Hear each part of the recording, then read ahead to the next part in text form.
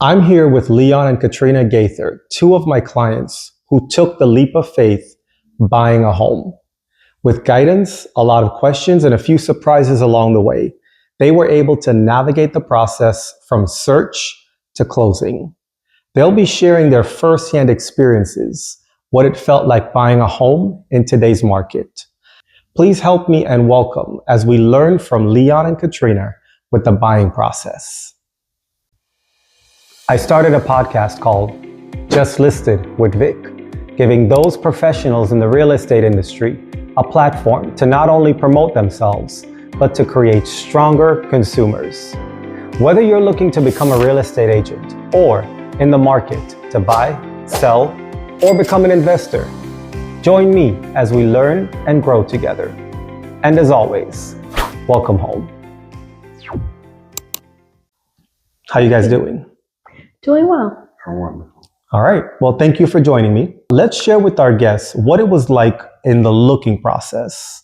We went out, we looked at a couple homes. What do you remember of that process? I remember looking at quite a few homes. We knew what we wanted, and you were able to navigate that for us in terms of what we wanted versus what was available. And even some not quite what we thought, but that's what we need. So speaking of what you wanted, tell us about your list of these are the things I'm looking for and what you actually ended up with. We originally were looking for a 3-bedroom house, not necessarily something in the gated community initially. We just wanted a 3-bedroom home, something that we could that we could make our own. What we got was a 2-bedroom home in a gated community, in a 55 plus community, and we absolutely love it. Love it, love it, love it. Was it something that you would put on your radar to say, let's go look at a 2-bedroom gated community, 55 and over house? Absolutely not. Absolutely not. We weren't even thinking 55 plus until you suggested it. We weren't thinking 2-bedroom. In fact, I remember you called me and you were like, hey, I have something that I think will work for you, but keep an open eye. And I was like, okay, Vik. And it's been absolutely ideal for us. It's our spot. So with a gated community and a 55 and over, now that you're living in it, would you say it's something that's worth it for you guys? 100%. 100%. The amenities are wonderful. The vibe of the community is wonderful. The community in general, everything about it is something that I love. I don't have any complaints about my community. It's just ideal. The HOA, the availability of the office staff, everything has just been top notch. You brought up HOA. What was the HOA process like from application to interview to now living in an HOA? It wasn't that difficult. In fact, we looked at a couple of homes. So I remember my interview with one of the homes we didn't get more than I remember my interview with this home. I believe we went in and sat with them and had a quick conversation. It was not a long, drawn out process. What I do remember about shopping and once we decided on this house, it wasn't easily accessible to us in terms of you want to go give it a second look. The community was very guarded, so we couldn't just pull up. We had to make sure you were with us in order to access the property. I remember when we went out and did some of the searches, some of the looks, we came across this one house, and no matter what I said to the sellers, this needs to be repaired, this isn't working, that's broken, they wouldn't lower the price. Mm-hmm. You remember that house? I remember that house. Do you know that house was on the market for almost 6 months later? Until this day, it hasn't sold. They put the house up for rent. Mm-hmm. There were so many issues. Sometimes when sellers play hardball, it works against them. Absolutely. Through this process, I also had to rely on my faith and remember that all things are working together for our good. When we put in the offer, first of all, the fact that you were so instrumental in us writing a contract that said the price was dependent on the appraisal, because what they were asking for that house was way over the appraisal. And then when they came back and suggested that they had another buyer and wanted us to go higher, we were confident in walking away from that. And that was because of your expertise, because if we had just put an offer in without that stipulation of appraisal, we would have been on the hook for probably, I think, $10,000 more than it was worth. You always believe in things happen for a reason. Absolutely. Had we gotten that home, is it something you think you would have been happy in? Oh, no. No. Absolutely not. Now that I think back, there were features about the house that I really loved, but there were also a lot of things that I hadn't really given enough thought to. One thing is, now that I have my house and it's mine and I'm comfortable in it, something as simple as parking in front of my garage. With that house, number one, it didn't have a garage. Number two, the parking was down the walkway, around the corner, and like off in the distance.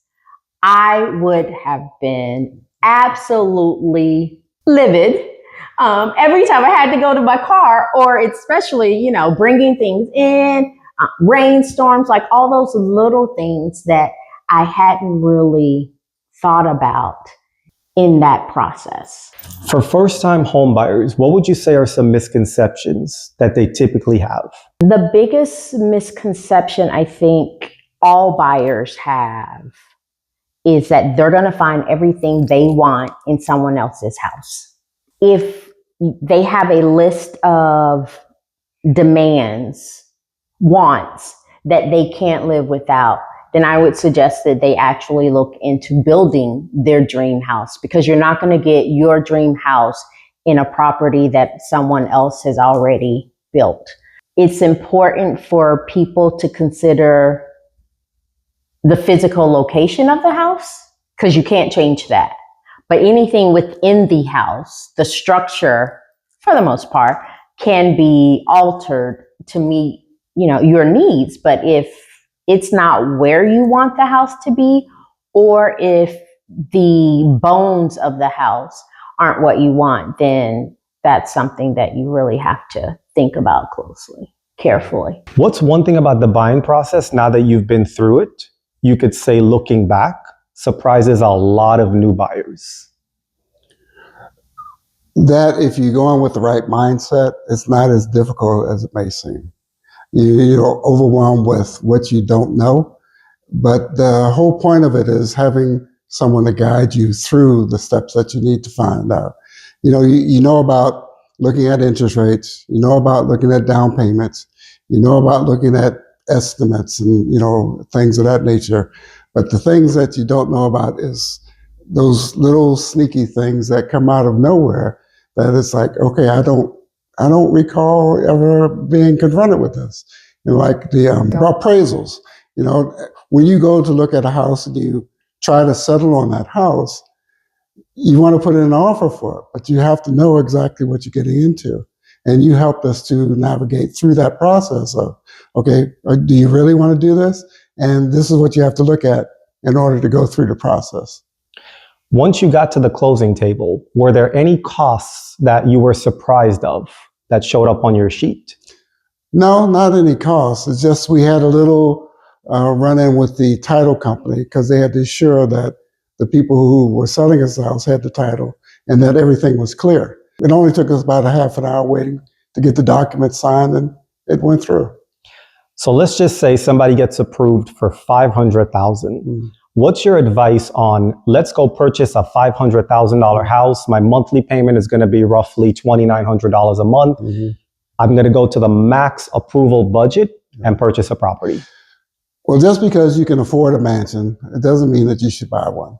you still have to take into consideration things like Katrina said. Is it in the right place where you want to live?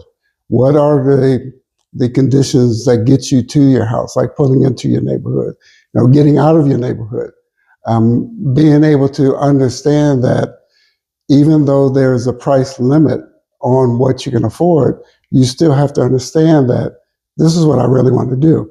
We had gone into this situation thinking we could want a 3-bedroom house.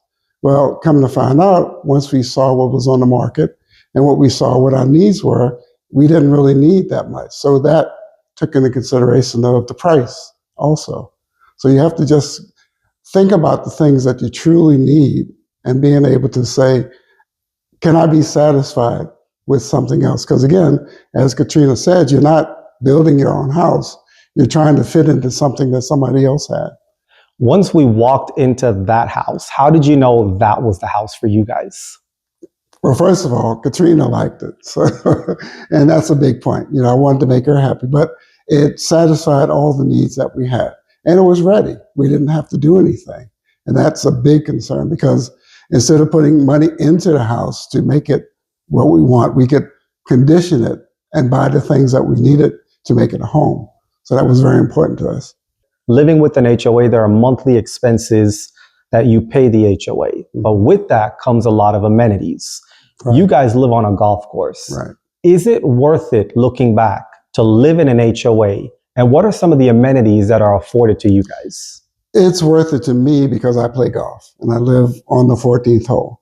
But it's also nice because it gives us a kind of a paradise atmosphere where we don't have anyone next to us on that lot. So we have access to the golf course. The swimming pool is top notch. They have a hot tub that we both enjoy. They have a workout center that's amazing.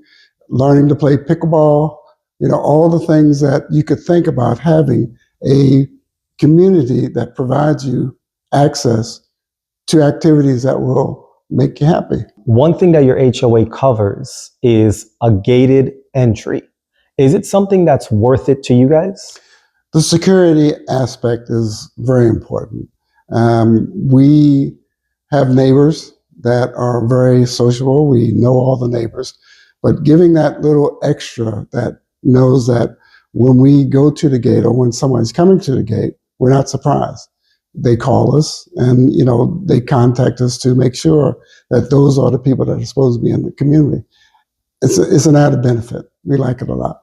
When we started the looking process 6 to 8 months before, what made you decide that this was the right time to look at a house?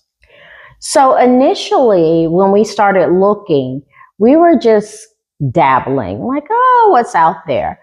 And then as we got closer to summer and we were informed that the price of rent was going up, and we recognized that we lived in a beautiful community and we weren't paying market price rent. We were renting from a friend. It just seemed like the right time. And once we started looking, we were more knowledgeable about what was available and how, for the price of what we were paying for rent for someone else's property, we could be paying mortgage for our own property. And so we were ready to settle down and truly make Palm Beach our home. What's one thing you would say that made the process a whole lot easier for you? Oh, definitely you. 100% you.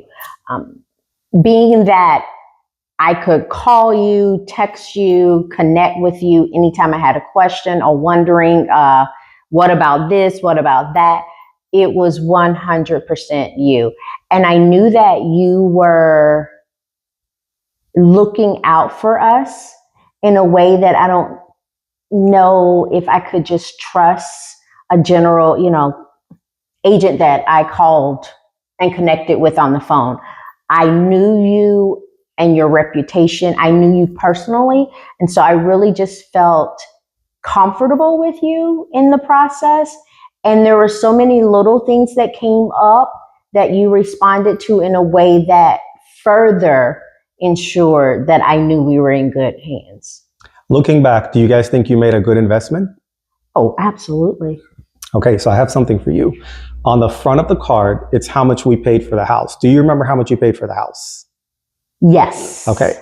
On the back of the card is how much your house is worth a couple years later. Ready? Okay. Very nice. Very nice. I like that. You approve? Absolutely. Approve. I like that. Absolutely. We made a good choice. You helped us make a good decision. So little birdie told me that retirement's on the horizon for you guys. Yes. What does that mean for the Gaithers? It means that we are transitioning from a 9-to-5 corporate job into just living our best life, traveling, enjoying the things that we want to do. For me, I'm transitioning into my full-time mission, which is Bring Your Own Joy, where I do public speaking, coaching, consulting. So a little bit of everything. We're not done. We're just finished with the public school system. Yeah. Tell us about this Bring Your Own Joy.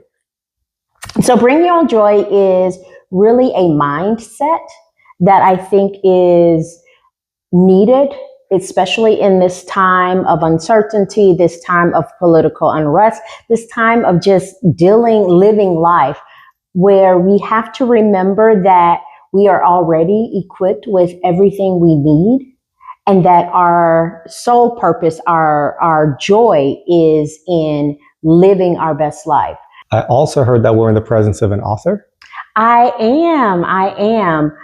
My book is You Are Joyful, 100 Plus Ways to Keep the Joy of Your Faith in Focus. So that is a faith-based book based on Bible scriptures that really walks you from the moment your feet hit the ground to the end of the day. What's your website?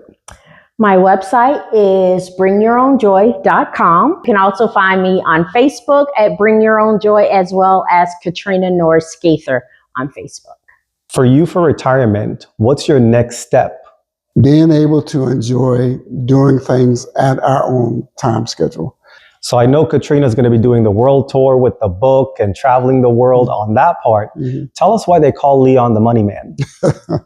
Well, I've been fortunate enough to learn about aspects of money.